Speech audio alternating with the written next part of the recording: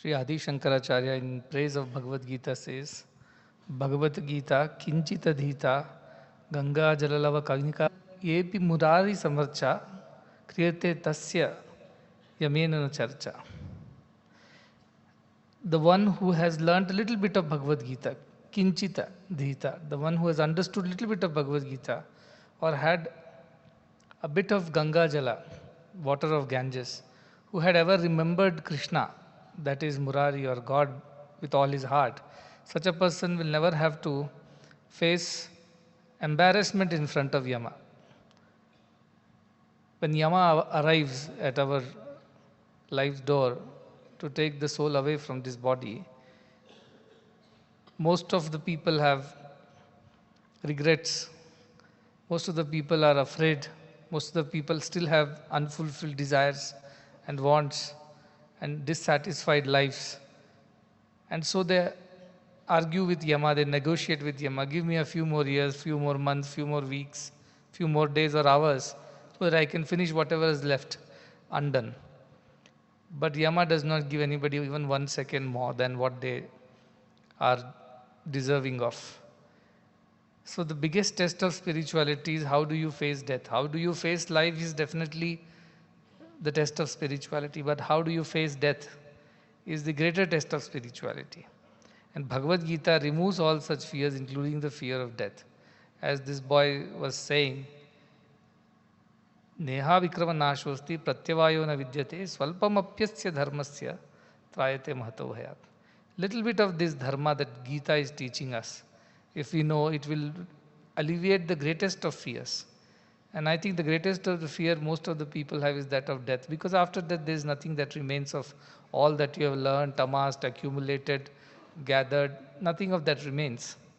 So Bhagavad Gita is a preparation to live such a life that we don't have any regrets at the point of death. And this is called manual of life, a textbook of life. And this should be studied right in the beginning, not at the end of one's life. Most of the people think, once I'm done with everything, I have retired, my children are all settled, I have a pension coming, and now nobody wants me, nobody wants to talk to me, let me go to God and sit and read Bhagavad Gita, and somehow, whatever, cover up for all the misses and all the faults and follies in my life, and get some punyam and attain moksha. But that's too late. It's like opening a manual after the gadget has been ruined and destroyed.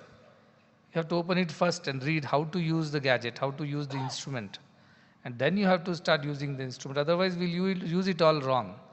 At the end of it, when it breaks down and we open the manual, it's too late. So Bhagavad Gita is a study that must be undertaken at an early age. Its essence, its principles, its message has to be assimilated at an early age, not at a late retirement age when your limbs are not working, your mind is very weak, you have no strength left in your senses, no vigor and vitality. What will you do by reading Bhagavad Gita at that point of time? Because Bhagavad Gita, as I said, is something that is to be practiced while you are very much in the position to undertake actions. We had undertaken the study of Bhagavad Gita for 1 full year to begin with. And we took a sankalpa that from one Gita jayanthi to the next one, we all will study Bhagavad Gita and understand and learn shloka by shloka.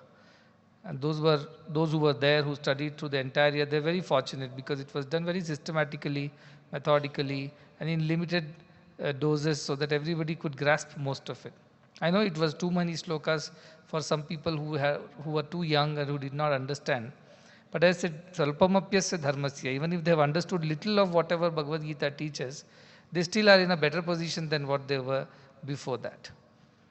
And then today we again celebrate Gita Jayanti. It's one of the most important festivals, I would say, for Indians, for Bharatiyas, for people who follow the principles of Sanatana Dharma and the scriptures, because nowhere on earth, very proudly and very boldly, emphatically and unapologetically I can say that nowhere in the world there is another scripture equivalent to Bhagavad Gita.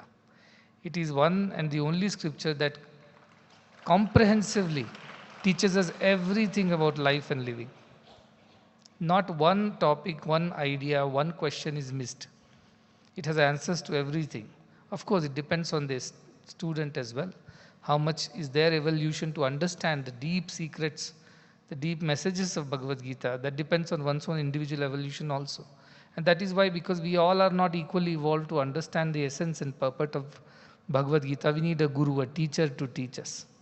And so we understand it better. And with that, we can implement these in our lives.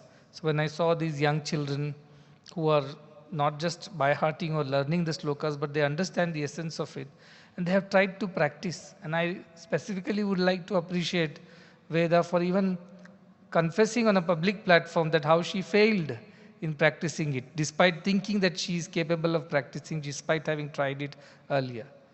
It's not easy to just practice these principles, because Bahunam Janmanam Ante, Sri Krishna says, after many, many lives of efforts, one learns to surrender to the divine, surrender one's ego. Jnanavan mam prapadyate.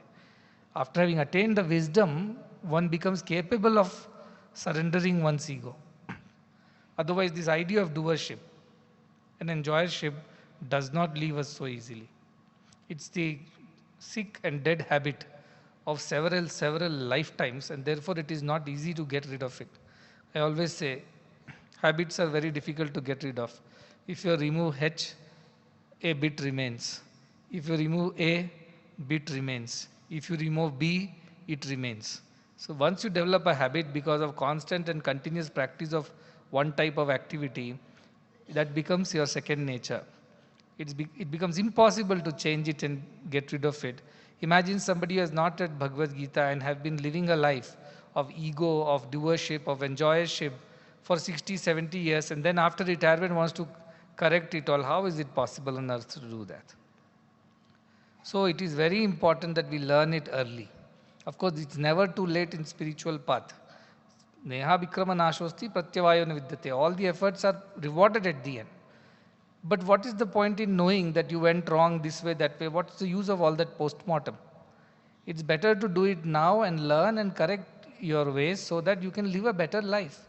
And at the end of it, when Yama is knocking on your doors, you have no regrets, no remorse, no unfulfilled desires, no wants, no dissatisfaction. You are ready. You are ready to receive Yama. You are ready to embrace death also with a smile on your face, smile of satisfaction, smile that you have lived a life the way it was to be lived, because you learned Bhagavad Gita and practiced its principles. So the beauty of Bhagavad Gita can never be described in how many of our words we want. And this is the only scripture, as I mentioned, it is so comprehensive. There is psychology in it, there is science in it, there is mathematics in it, there is social studies in it, there is spirituality in it, name it. Almost every subject that you can think of is somehow included in Bhagavad Gita. It is so deep. Of course, it depends on one's own evolution and understanding to be able to decipher it and use it in one's life. To me, Bhagavad Gita, as it's known as mother, it's called mother, Gita Mata, because she has that motherly concern. It's compared with a cow. Sarvopanishado gavo dogdha gopalandana. A mother cow. How? Because a cow gives milk selflessly, spontaneously to its calf for its sustenance. Likewise, this Bhagavad Gita is the mother cow, which is the combination of all the Upanishads, the highest philosophical texts in Sanatana Dharma, and every stanza of Bhagavad Gita, every verse, every word is that Amruta Dugdham, which is the milk of nectarine essence, Amruta, because it leads to immortality. What immortality? Body will die. But the understanding that this is not us, we are beyond the body, that is the idea of immortality. That makes us fearless. And that fearlessness, I've been repeating again and again, that's the only way you can achieve things in this world. When you're afraid, you cannot go too far. But when you're fearless, you can achieve anything. And the only way to be fearless is to know that you are indestructible, you are immortal, you are eternal. That courage that Bhagavad Gita gives us is the highest gift that Bhagavad Gita has given us, the courage to live a fearless and selfless life. Sri Krishna had no agenda on the battlefield. He was not here to see to that they win or they lose or whatever happens. His only agenda was to establish dharma, to do what is right. And to do what is right is the true dharma of every being. That is the essence of Bhagavad Gita. It begins with Dharma Kshetre Kurukshetre. You just jumble the words the other way around, it becomes Kshetre Kshetre Dharmam Kuru. Do your dharma in every situation, in every place, in every situation. That's all is. And what is dharma? That which is right. The most important essence of dharma is the righteousness. To do the right thing always is dharma. Now, the doctor will do the right thing by treating the patient right. A teacher would do the right thing by teaching the student right.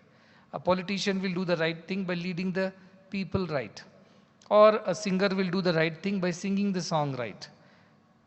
That's how righteousness or doing right is inculcated, incorporated in every action. So that is the message of Bhagavad Gita, that do the right thing always, come what may. And Krishna's advice to Arjuna was, do the right thing now in this battlefield, which is to do your duty towards establishing dharma as a kshatriya. You are a warrior. And your job is to fight the evil and see to that goodness or righteousness is established. Forget about who wins the war, who loses the war. Forget about how many are killed on this side or on the other side. Forget about who they are, how they are related to you. Forget that you have to take revenge for all the insult that was inflicted upon you and your family. All that is beside the point. The most important thing is the right thing that you must do now, which is to do your duty. And your duty as warrior, as Kshatriya, is to fight the evil and see to that righteousness prevails in the society. Period. And for that sake, Sri Krishna, with tremendous patience as a guru, teaches him for so long, answers all his questions patiently, clarifies all his doubts, and finally, the most beautiful part of Sri Krishna here is, after having taught everything, he says, Yathechasi tatha kuru. I have told you everything that I can think of, I clarified all your doubt, but I will not make a decision for you. You have got to make a decision for yourself. And the decision, you'll totally sit down and understand whatever I have told, contemplate on it. And finally decide and do as you please. Shri Krishna leaves it to the warrior Arjuna. He doesn't decide for Arjuna. Yathechasi tatha kuru. I have told you everything. Dharmamritam. All the essence of all the dharma I have told you in this whole of Bhagavad Gita. Now up to you to do the right thing. So he does give humans a chance to exercise their free will.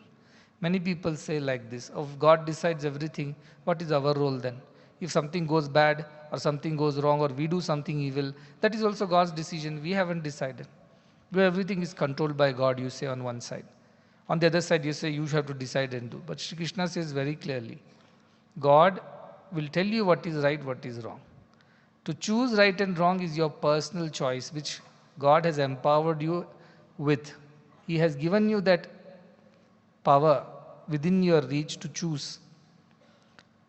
The only way we can escape this dilemma of choosing or not choosing is by surrendering that power to God. Saying, I don't want this power, you decide for me. Then God will take it back and decide for you. They are the surrendered devotees. For them, God becomes everything. That's why at some point in time, Krishna says, okay, Arjuna, this doing, not doing, right and wrong, it may always confuse you. The best thing would be, Sarvadharman parityajya mamekam sharanam vraja, he says. Give up this idea also of I want to choose what is right, what is wrong. If you can totally surrender your ego, come to me and surrender to me. Aham tva sarva papebhyo mokshaishyami mashacha. Papa, punya, whatever comes out of it, I will take care of it. Don't worry. Because you have done as per my command. If a judge pronounces an order of execution by hanging, the person at the gallows who executes the criminal has no karma of papa punya. Nor even the judge has any papa punya, because they are simply doing their duty. Likewise, Arjuna, you kill who needs to be killed. Do it because dharma demands that. Neither you will attain sin nor I will attain sin. Nobody will attain sin because we are doing the right thing. So doing the right thing always is the essence of Bhagavad Gita. And you know when you can do the right thing always? When you are totally surrendered to God. When you are not surrendered to God, your mind is still active and your ego is still, overpowering you. You'll end up doing sometimes right, sometimes wrong. And then finally there will be Papa Punya, and then there will be a account for all that thing which Yama and Chitragupta maintain.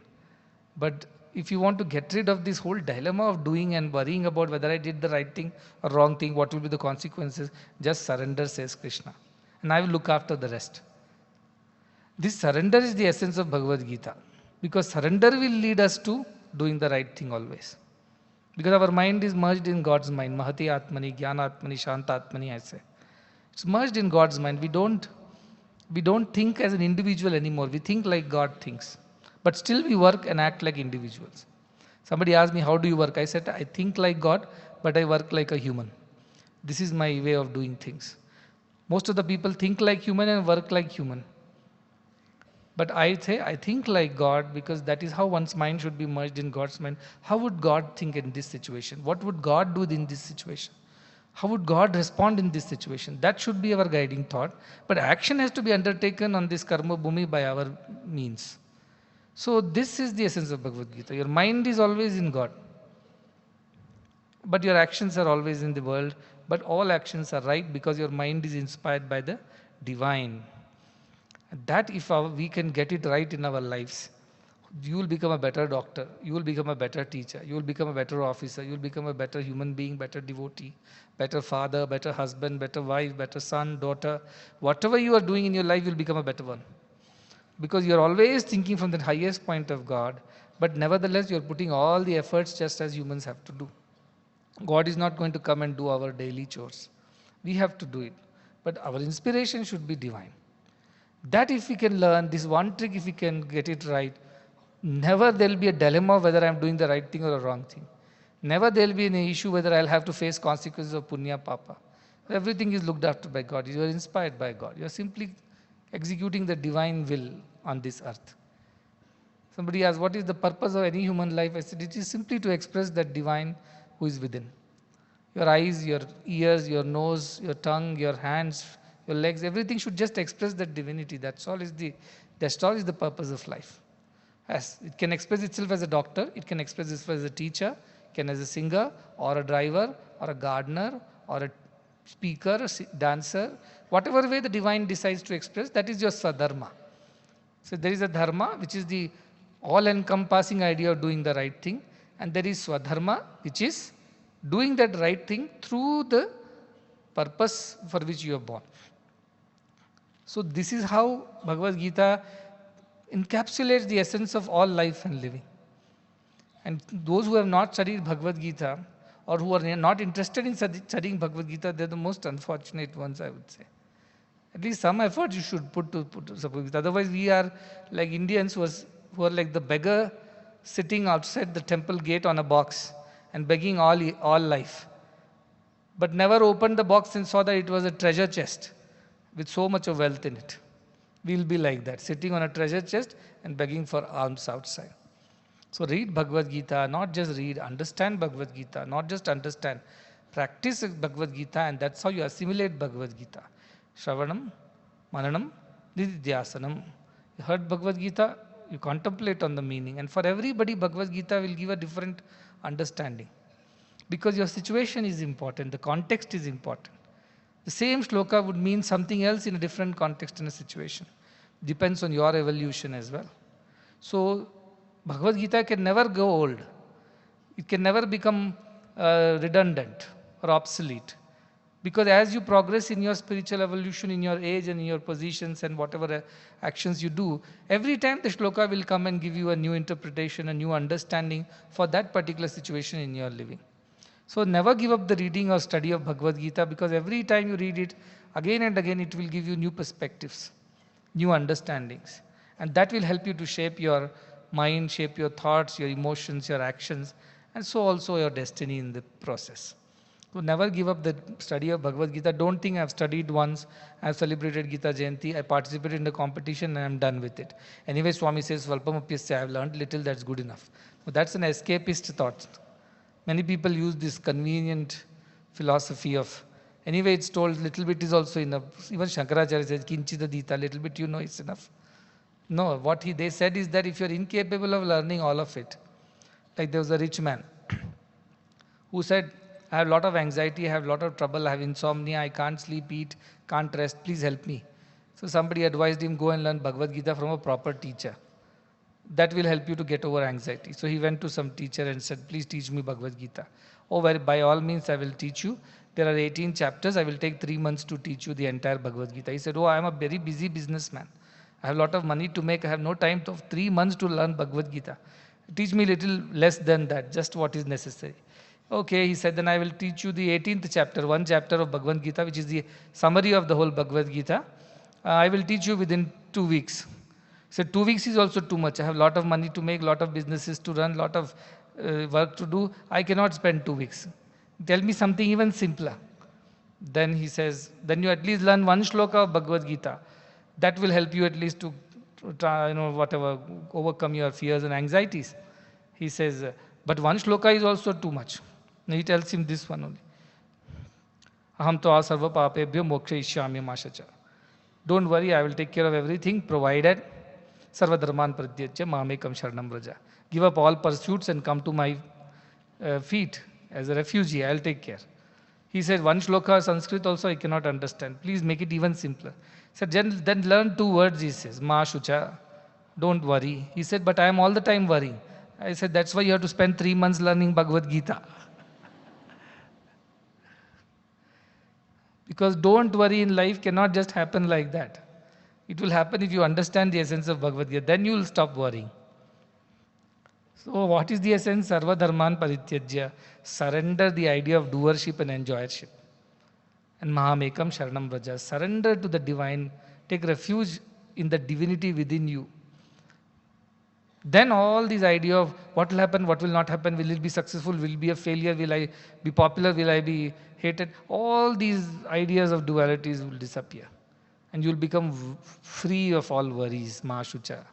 That is the idea of Trayate Mahato Bhayat, that big fears also get destroyed.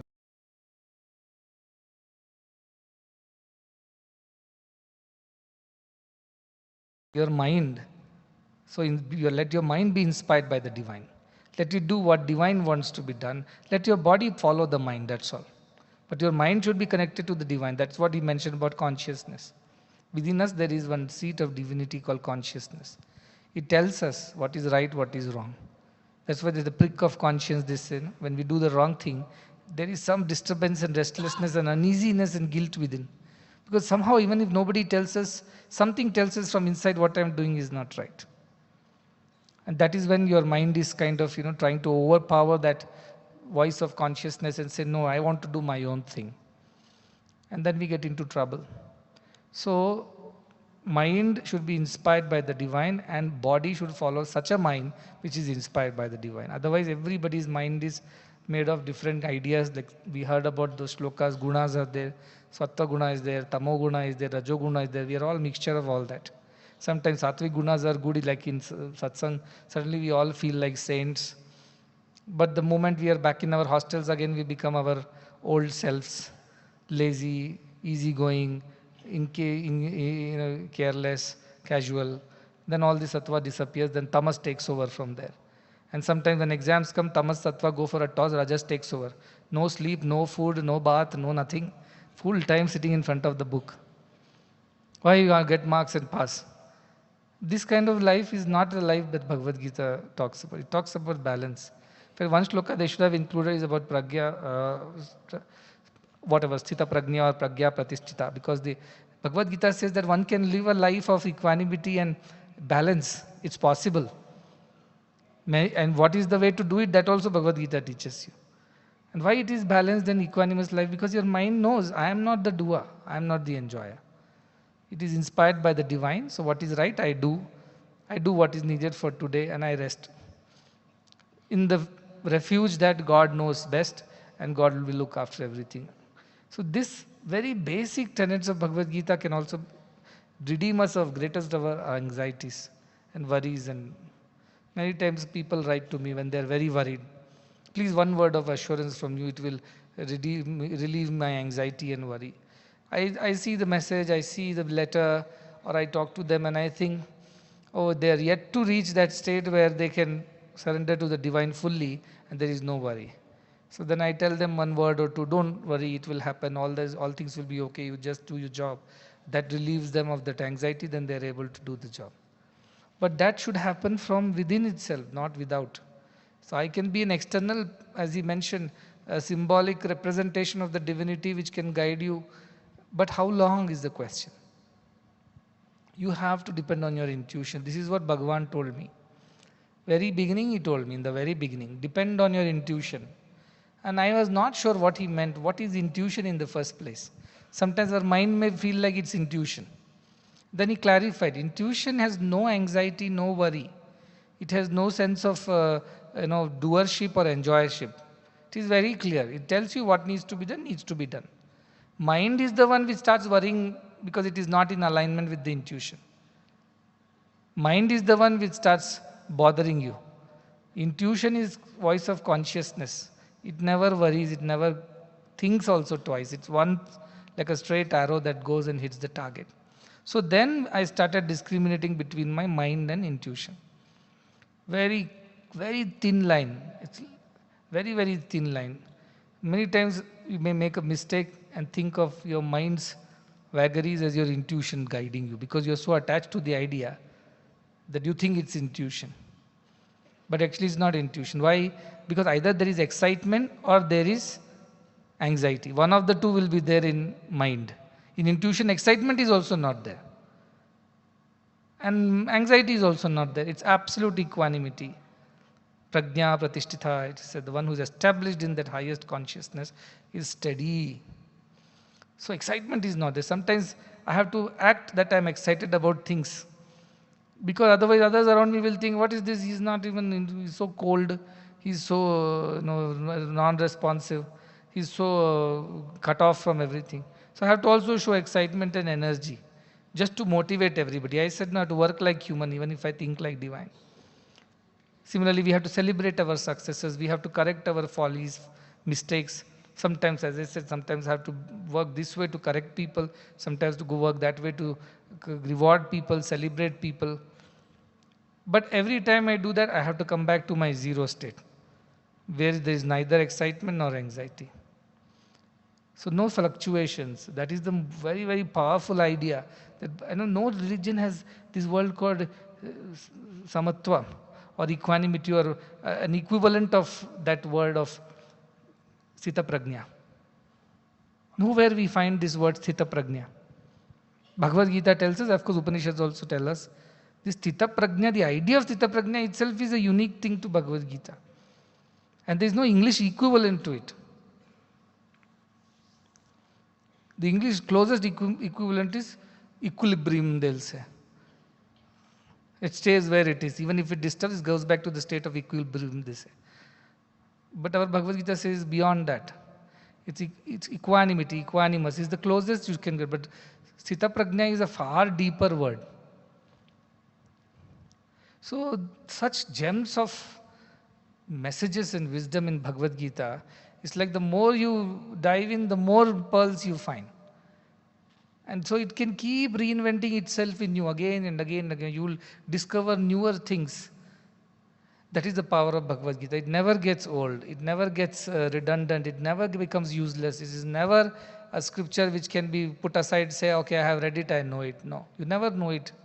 You have to keep practicing. What is the final? Till you reach the Sthita Prajna Sthiti, ultimate steadiness of your consciousness, you have not achieved Bhagavad Gita. So I see a lot of Bhagavad Gita programs are happening. Many people invite me also. And of course, like competitions we made. All this is the beginning of the journey. This is just Shravanam, then Mananam, then Nididhyasanam. And what is Nididhyasanam Bhagavad Gita? You operate from a higher state of mind which is connected to the divine. That's why your Sthita Prajna. But nevertheless, you undertake actions in the earth, on the earth. You cannot escape the actions. And actions will bring results, bad and good. That's why when university was being established, many thoughts were there as to what should be a nice motto or a statement or whatever, a vision or something like that. Because many universities have many nice things that they have taken from Upanishads, Bhagavad Gita and so on and so forth. We chose Yoga Karma Sukhaushalam. That comes in second chapter. where Shri Krishna says, Buddhi yukto jahati hai, bhe sukruta dukshakrute. Use your discrimination, which is intuition, which is mind, and choose the intuition over mind and act from there, he says, Buddhi yuktaha. And jahati, give up what iha in this world, what ubhe, both sukrute, dushkrute, the good and the bad doings. Oh, I did the good thing, I did the bad thing. There is a good result, there is a bad result. Give up this idea, he says. Why? Because you are acting from intuition. So where is the question of you deciding and doing? It's inspired. You're simply executing what has been inspired by the divine. So where is the question of your doership? So where is the question of enjoyership? Buddhi yukto jahati hai. Buddhi used, he says. That discrimination should be there in a sadhaka.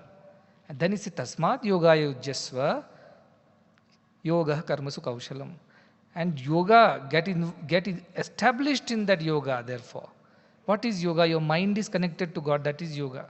Yoga is born of this dhatu called yuj. Yuj means to yoke, to connect, to bind. So what are we binding and to what? We are connecting our human mind to the divine intuition. That is yoga that Krishna talks about. That's right. Yoga, you get yourself involved in that yoga, which is your mind is always inspired by the divine and you are acting humanly, of course. Yoga karmasu kaushalam, and that kind of thing will lead to perfection in everything that you do. There is nothing called right and wrong. Everything will be right because it's been inspired by the divine. So yoga karmasu kaushalam. So if you want to achieve the university's motto of yoga karmasu kaushalam, what you need to do? Use your discrimination. Understand this is my mind and its desires and its ambitions and its whatever lower ideas, negativities. I don't want this. I will choose the intuition which is clear like a straight arrow which goes straight to the target. It has no both sides, neither the excitement to it nor the depression to it. It is absolutely steady and equanimous at all times. With that steadiness, I must act in this world. Then all actions will be perfect. This is the essence of why we chose this statement for the university. So use your discrimination, choose your intuition, choose the divine inspiration above all your human ideas. Because human ideas keep changing based on situations. And I was there in this seminar or whatever conference of the Thai Global Conclave, which was there in Bangalore. And they have called it Antarprerana. Entrepreneur, Antarprerana. Somehow they have connected the two. I don't think there is a connection, but then they say, Antarprerana. I was very impressed. I said, this is intuition. Antarprerana is intuition. So if you are a real person who wants to achieve anything in this life, you must act from that seat of intuition. Not the mind, which worries. Something good happens that day, mind is so happy, you're singing a song in the corridors that day. Something goes wrong, that day you're never to be found where you are, maybe hiding in a bathroom and sobbing. All such things don't happen to Sthita Prajna. Where he knows, I connected to the divine. And suppose like Veda said, things don't go the way, she understood the fault was, she was concentrating on the outcome and that anxiety disturbed the performance. That is the reason why it is happening. Once a cricketer who is very good devotee, he wrote to me saying that, continuously I am underperforming. Continuously I am missing the balls. He's a batsman. Not able to bat. Every time I'm missing. I was never like this. What is going wrong with me? And then I prayed and replied to him saying that I think you're too focused on the outcome. You're not playing for the sake of playing. Because he was under pressure because underperforming so many ducks for so many tournaments that his position in the team was now questionable. So all that pressure and anxiety that if I don't perform today, I'm definitely going to be dropped out of this team, Team India. So that worry made him even worse. With every ball that came, anxiety was weighing so much on his mind, and that is the reason why he was making mistakes. Then he got this answer and he said, okay, this time I'm just going to do for the sake of playing cricket. I do not want to focus on my outcome. And he did well in the next one. And he told me, this worked. So Bhagavad Gita works. Bhagavad Gita works. When you don't focus on the outcome but focus on the action, it works. A surgeon is there. His hands will shiver if he's attached to the patient. If he's operating on his own child, his hands will shiver. Why? Because there is an attachment, there is an anxiety of the outcome. Bhagavad Gita will teach you, don't worry. Do think of it as a patient who needs to be treated. Whether your son, daughter, whoever is that secondary. You're a doctor, your duty is towards the patient, do it well. Yogaya yujasva and yoga karma sukha. Your surgery will go well. Is it not practical? It is very practical. And that is why Bhagavad Gita is a must, a study which should be undertaken by every human born on earth, whichever country, whichever religion, whichever geography, doesn't matter. Especially at an early age. Not too late in life, because you would have already made too many mistakes, you would have developed some of those dead habits which are very difficult to change afterwards. So before those habits form, learn Bhagavad Gita and set it right. This is very important because unlearning and relearning is a very painful process. Learn it right from the day one. That is what Bhagavad Gita can do for you.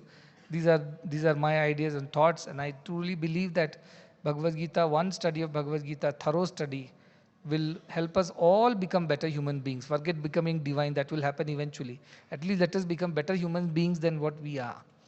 Better versions of ourselves, as I keep saying. That's possible with Bhagavad Gita. Please take it seriously. It's not without a reason that all these schedules have been made, such efforts have been put to teach you again and again. Sometimes we sacrifice godly things or sattvic time or these things for the sake of rajas and tamas. I find it very unfortunate, saying in this system should you do that? Okay, eat a little less today, sleep a little less, but don't give up your spiritual studies. Yes, I understand you have curriculum to complete, you have things to do, you have so much work to do. Yes, sleep a little less. Give up tamas in your system. Or give up a little rajas, I want to go and play. Give up games for one day, but don't give up spiritual things, because this is what will redeem at the end. Nahi nahi rakshati dukrun karne. All the worldly knowledge is not going to redeem. When Yama is standing at your door, nothing works except this confidence that you have gained out of practicing Bhagavad Gita, that I have done the right things always. Therefore, I have no fear in facing the ultimate moment of death. I have no fear of whatsoever. Such a person, can anybody control such a person? He can achieve anything who is not having any fear. That is why all these things happen, because we work from intuition and we are fearless.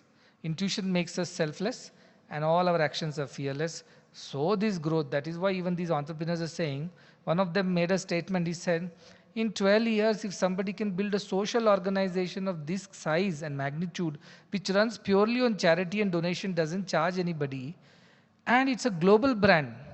They were telling how many Indian brands have become global brands in the last couple of decades. Not many. But this has become a global brand. Across 80 countries, people believe in this idea and mission. This is the best example of entrepreneurship, they said. We should celebrate that. And they asked me, what is the secret? And I said, the secret is we are true to our purpose. We are fearless. When it comes to doing our purpose, we don't worry about the outcomes. We don't worry about what others think about it. We are so convinced about what we are doing is right, and we keep doing the right thing. Did you not have challenges? I said, we had very many challenges. In fact, I told them, we don't move from one achievement to another, one success to another. We only move from one challenge to another. That is how we live. How do you survive all this? Because the conviction that what we are doing is right. That gives us all the energy. We don't need external validation for this. Our heart is our witness. And therefore we have no fear. We do everything. They were intrigued by these ideas. And they are asking, what did you do during challenges? I told, when challenges came in the form of COVID, there were no donations, there were very difficult times. We used this as an opportunity to correct ourselves, course correction, take a stock, realign our purpose. Our institutions were running like mad institutions at some point in time. Just marks, curriculum, bigger marks, getting into competitive exams, getting into big colleges. That was celebrated as success. COVID gave us the pause and we thought for ourselves, are we doing the right thing? There was no Paravidya before COVID. There was no idea of studying Bhagavad Gita before COVID. We never studied Upanishads before COVID. Never this curriculum and schedule was kept aside for studying of scriptures before COVID. Before COVID, this was another run-of-the-mill school. Morning 6:30 onwards, students were only sitting in front of their books. Bhajans were namesake for 30-35 minutes. After that, everybody will run back to study. They'll come for dinner, then again run back to study. They'll keep studying till 10 o'clock in the night, wake up and study. All the time they were studying here. There was nothing else happening. Namesake, some EHV, what you call Education and Human Values classes used to be there. That would be the last exam of the year, for which the question paper would have already been given by the teachers, in the sense, out of these 40, 20 questions will come, they will say. Answer sheet would have been given, you mug up this. And the students, before the EHV exam, one day I was going around asking, hey, what is this? Everybody is having, nobody is studying, so much of noise in the hostels. They say, that is because tomorrow is the EHV exam. Had it been science or maths exam, there will be a smashana silence in the hostel. But because it's EHV exam, everybody is packing their bags because holidays after that, chatting around, selling buys to each other. I said, this is the seriousness of value education in our system. And we stand for value education, we say. Ask one fellow, can't chant one Bhagavad Gita shloka. Upanishads, they have never even heard what Upanishads were. Some education, human values books here and there, they were reading. That too, as I said, 40 questions will be told, 20 questions you read. If you pass, good enough. Nobody celebrated them for any prizes. But state level ranks were celebrated. District level ranks were celebrated. That made me feel very pained. I said, if something is in my mind to change, this is what I would like to change. I would like to bring back, realign the system to the original idea, which is a balanced idea. I'm not saying ignore this and only keep this. A balanced idea of getting everything into place. So we started a campaign called The Joy of Learning. And then we started. Earlier we had 3,800 or 4,000 students. Some 5,000 students. He used to keep a track of all that. Then he got worried saying, Swami, what are you doing? You're changing over from CBSE, Karnataka board to NIOS. And then you are telling half a day will be spent in all these kind of spiritual activities. Parents will withdraw their students. I said, let them do. This is our idea. This is our purpose. I am fearless. And I cannot deviate from the purpose for which these institutions have been established. Out of, whatever. My force or their fear or conviction, whichever way. It was done. And what happened? The first reaction was 1,500 students did not join us back. They said, we are not joining, this is going, institutions going to, doldrums, no future for this institution. Somebody is spoiling it, they said, and withdrew their students and walked away. That was the first shock. But Narsimurti sir came and told me, Swami, only 1,500 people have quit, still 3,500 are there. I told, don't worry, by next year, another 1,500 are going to quit. Because they're in their board years, 8 and 10, so they won't quit right now. 1 year later, they'll quit. Exactly that's what happened. 1 year later, those 1,500 also quit. And now we are left with 1,800, 2,000 students in the whole of the institution. Because most of them had left. Why? Because they were not interested in the kind of education that we wanted to provide. They were interested in highly academic oriented education. It was like a coaching class here. A small Kota, Rajasthan was in Mudanhalli. Night and day people were studying. I've seen that. They'll not go for playing. They'll not go for eating. Keep sitting in front of books. So then we changed everything. We said, no, nothing doing. So COVID gave us the necessary pause to correct ourselves. Sometimes setbacks in our life, challenges are the opportunities to correct ourselves. Maybe we were doing the wrong things. So what is the situation today is a gift of that setback and challenge of COVID. When we sat and thought, that is when this was changed as Satyasai Gurukulam. Lokaseva Gurukulam was the name. Because it has to be like a Gurukulam, not Lokaseva educational institutions. And then the whole philosophy changed. It took a lot of effort to convince our own people, forget about parents, to convince our own teachers to follow this schedule and not deviate from it. Do not ruin this whole idea. Because they were used, dead habit of 20, 30 years of teaching and learning. Suddenly they were not willing to accept this.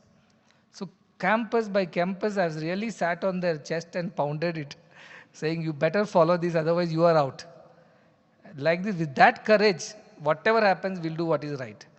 Where does it come from, this courage and fearlessness? Because we are inspired by the divine. If it was my own idea, then I would have feared, oh, if I do this and something goes wrong, then people will blame me. People will laugh at me. People will ridicule me. Those fears will never allow you to do the right things. What was Arjuna's fear? People will say, what kind of a cruel man this was, who killed his own kith and kin, his hands are dipped in the blood of his own relatives. For the sake of kingdom, he did all these things. What a terrible, terrible example. This is what Arjuna's fears were. He describes that in the first chapter. That is what Krishna says, forget all that, do the right thing. The right thing is to fight the war for the sake of righteousness, not for your uncle, not for your cousin, not for your wife and brothers, not for your kingdom and for taking a revenge. It is for the righteousness' sake you fight this war, come what may. This is how we fought this war, and everything changed after that. So all I'm trying to say is that Bhagavad Gita is very practical. And if you take these lessons from Bhagavad Gita and actually apply it in your life, you'll achieve great things. So don't just read and shut it and forget it. Practice it. Practicing is the most important. Once you practice like Veda, you will feel difficulties, there will be obstacles. But lucky she understood where the mistake was. She could correct it. And she could say it in public. That is what Bhagavad Gita gives you the courage to say it as it is. These are all gifts of Mother Bhagavad Gita. Greatest gift of Sri Krishna to humanity. Arjuna was only an excuse, but we are all Arjunas in our own way. This whole life is a battlefield. Situations change. There is always this dharma sankata. There are decisions to be made at every step in our lives. Every time we are weighed by the anxiety of the outcomes. In these situations, throughout our life, this battle goes on and on and on. And every time we face a situation, go back, take refuge in the teachings of Bhagavad Gita, and act from that divine consciousness. All will be right. At the end, everything will be glorious. Yatra Yogeshwar Krishna, Yatra Partho Dhanurdharaha, Tatra Shri Vijayo Bhuti, Dhruvaniti Matir Mama. You will attain success, you will attain glory, you will attain everything, provided you are that Arjuna who only acts from the divine consciousness and you are guided by divine consciousness, which is Sri Krishna. This is the essence of Bhagavad Gita. May good happen to all through the study of Bhagavad Gita. May this reach every home, every corner of the world, and may you be the harbingers and messengers of Bhagavad Gita to the whole world. With these words, I conclude.